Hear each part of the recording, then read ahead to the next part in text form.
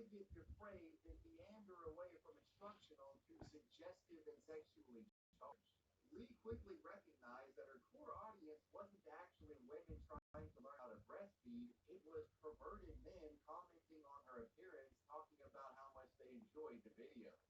And after seeing this, instead of stop uploading the videos or ban these users from viewing her YouTube channel, what she does is essentially play into these nasty, disgusting perverts. Lee allegedly sold unlisted videos to inquiring viewers and very purposely dialed up the sexual nature of the breastfeeding content. Lee reportedly made breastfeeding videos where she rubbed herself and her child down in oil and shoved her breast in the baby's face. Lee would give her videos titles akin to something you might find on an adult website. Titles such as Slip and Slide and Mommy's a Whore. Jesus fucking Christ. This vomit-inducing situation would continue unchecked for some time, but eventually somebody would report Lee. According to reports, a Wisconsin man was apparently busted purchasing Lee's content by his wife. And after discovering the repulsive videos, the wife reportedly Felton to authorities. In October of 2016, Lee Felton would be arrested and charged with promoting sexual performance by a child, lewd and lascivious behavior, cruelty towards a child, and molestation. During her trial, she would describe her videos as a, quote, silly little playful thing, and that she doesn't believe it's criminal. She explained that the motivation behind making the videos was mental health struggles. Quote, finally, I was getting attention and felt like I had some worth, adding, I'm not a monster. Lee Felton's defense attempted to argue that her breastfeeding videos fell under free speech protection, but nobody would find this defense. A Tallahassee sheriff lieutenant put to best. Quote, the video was clearly not done for the purpose of education or artistic display. Based on the content and the fact that it's being sold by Felton, it is clear this video is for sexual purposes. Lee would eventually be found guilty on one count of lewd and lascivious exhibition. She was sentenced to serve 10 years in federal prison along with a 5-year probation, and she was added to the sex offender registry. She would later address the judge over the case, claiming that her time in jail was, quote, humbling, and that she had, quote, a moral compass now. Well, you made it to the end. Those YouTubers literally imprisoned at the time of me recording this video. Let me know what you guys thought about this one down below in the comment section, and let me know who or what you want me to talk about next. I want to give a major shout out to my patrons. I appreciate you guys. Wavy Web Surf out. Peace.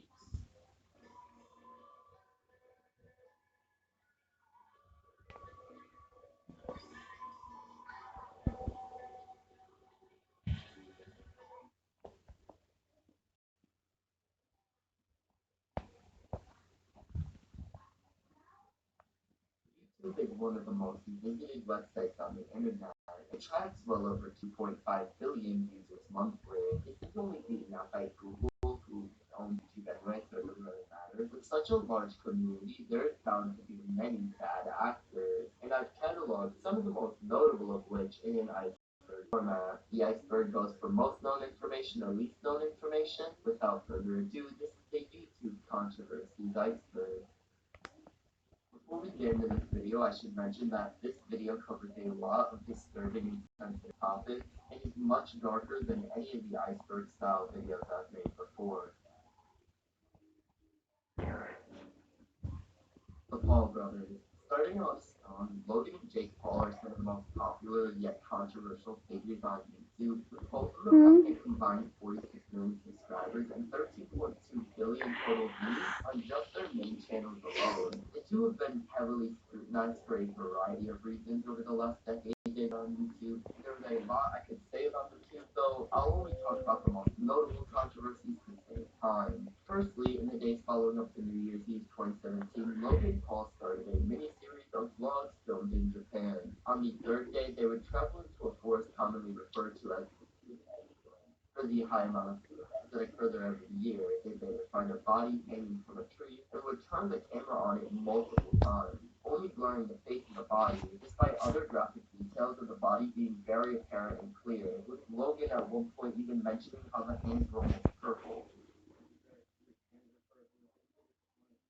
This was scrutinized for how inconsiderate it was, how obnoxious those who were filming acted, and the fact this video was mostly shown to an audience made of children and young teenagers. This is far from the only controversy the two have faced either, so I'll do a lightning round of a few that I can remember off the top of my head. The cryptocurrency scams that Logan and Jake have been a part of, their general obnoxious behavior which made them an easy target for commentary channels. The time Jake Paul's mansion was raided by the FBI in relation to his involvement in looting during a protest, the time they accidentally doxed Post Malone, multiple house parties Jake Paul held during the COVID-19 pandemic, and the comments made afterwards, and much more. Baby Shark slash Justin Bieber, Baby slash Friday slash Wrecking Ball. These four entries will all be combined as they're all on the ice for the exact same reason. Most music videos that went viral at the time of them being created and received a lot of negative attention. The middle two are pop music videos made by teen stars in the early 2010s, and the first is a nursery rhyme with a million views. All of these, besides Wrecking Ball, are currently in the top 50 most played videos of all time. PewDiePie's Bridge incident refers to an infamous clip of the YouTuber PewDiePie from 2017. The clip is from a live stream that took place in September and shows PewDiePie getting frustrated while playing the game PUBG and calling the other person he was fighting a racial slur. The event received a lot of attention for a variety of reasons. One, a creator of his size doing something like that, as he was the most subscribed YouTuber at the time of the incident, and two, because this wasn't the only moment like this that happened in the same year. Only a few months prior, PewDiePie had done something very similar that caused a lot of changes to be made to YouTube, though I'll talk about that later. Around a year later, PewDiePie started a sort of joke rivalry with Indian music company T-Series, as their official YouTube channel was quickly going to overtake PewDiePie as number one most subscribed YouTube channel. As a result, the subscribe to PewDiePie movement has become a widespread meme among the YouTube community. Notable examples of this quote movement include printers had to make notes about subscribing to PewDiePie, and the time Mr. Beast promoted PewDiePie's channel live at the Super Bowl. PewDiePie created two diss tracks which was audience congratulations, which was rapidly gained hundreds of millions of views over the next year. The support for this movement came to a halt in March 2019 when the man behind the publicly supported the movement. The first of the two shootings was live streamed, and before walking into the mosque, the gunman was telling the viewers to remember that, subscribe to PewDiePie. Not long after, the perpetrator behind the would do the exact same. Already being called anti-Semitic and being associated with the alt-right by news outlets before these events, PewDiePie would receive even more negative news attention, causing him to make a statement effectively ending the movement, stating that having my name associated with something so unspeakably vile has affected me in more ways than I've let shown. The diss tracks mentioned before were also criticized as they were thought by many to be racist towards Indians.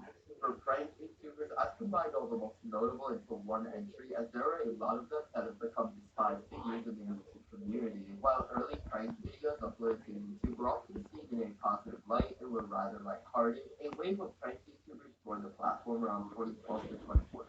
Though it become famous for being obnoxious in public, their disturbing prank ideas, who would later become some of the most hated creators on YouTube. One example that comes to mind is Sam Pepper's killing his best friend prank from 2015, which was on the news for the large amount of backlash it received from the general YouTube community. The creators behind these pranks were heavily scrutinized for some of the disturbing pranks that were pulled on camera, and just as many more prank YouTubers were scrutinized for faking pranks for views. Three good examples are Prank Invasion by Sally's TV and Roman Atwood. All three of these YouTubers were caught using paid actors in videos. There have also been incidents of injuries, assaults, and even deaths that occurred as a result of YouTube pranks gone wrong, such as Timothy Wilkes' death in January 2021.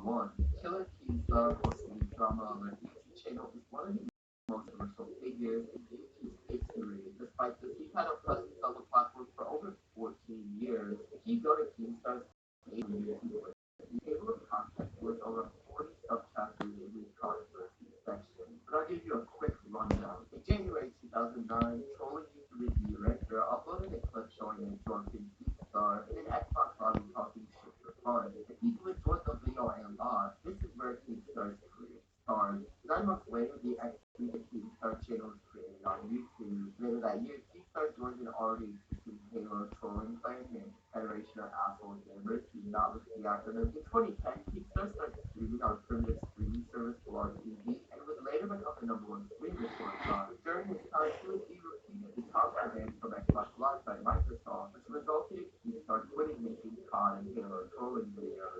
unknown point in 2010, he started streaming on the website Battlecam. This website no longer exists, but at the time it was a webcam live streaming website where people could upvote or downvote one of the two streamers put next to each other. And if the more downvoted streamer of the two was downvoted for long enough, he would be kicked out and someone in a queue of streamers would replace him.